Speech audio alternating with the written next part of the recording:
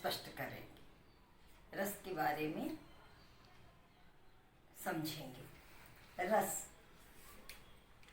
रस शब्द की व्युत्पत्ति एवं अर्थ। रसस्यते असौ इति रसः, अर्थात जिसका आस्वादन किया जा सके वह रस है। साहित्य में काव्य को पढ़ने, सुनने या उस पर आधारित अभिनय देखने से जो आनंद प्राप्त होता है उसे हम रस कहते हैं। रस को काव्य की आत्मा कहा जाता है। रस काव्य की आत्मा है, इसको हम समझते हैं। आत्मा, आप समझ रहे हैं कि आत्मा ही ऊर्जा है, आत्मा ही शक्ति है। जैसे हमारे शरीर में आत्मा अगर नहीं रहती है तो ये शरीर निर्जीव हो जाता है, तुरंत उसको हटा दिया जाता है। वैसे ही जब हम कोई कविता, कहानी, नाटक, उपन्यास पढ़ते हैं तो उसको पढ़ करके जिस आनंद की हमें अनुभूति होती है, जो सुख हमें मिलता है, वह रस है और वही आत्मा है। अगर वह रस ना रहे तो वो साहित्य निर्जीव हो जाएगा, बेमानी हो जाएगा।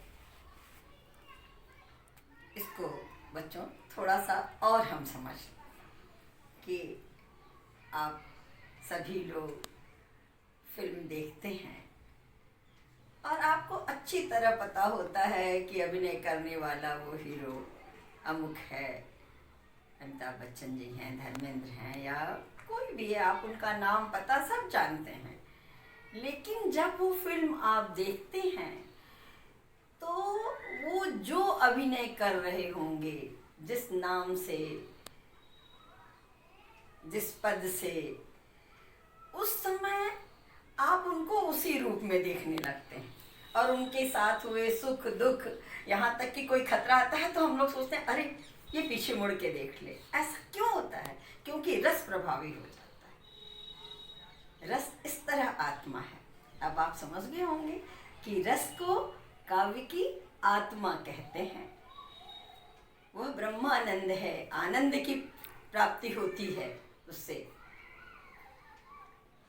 तो स्पष्ट है कि जिस काव्य को पढ़कर, सुनकर, अभिनय, नाटक देख करके जो आनंद हमें मिलता है उसी को हम रस कहते हैं।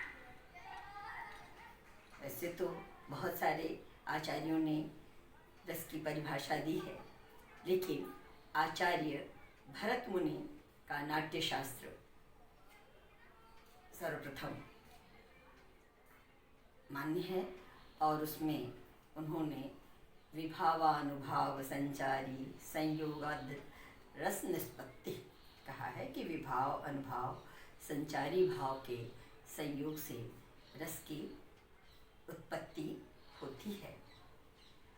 अगले वीडियो में हम रस के इन अंगों पर चर्चा करेंगे। धन्यवाद।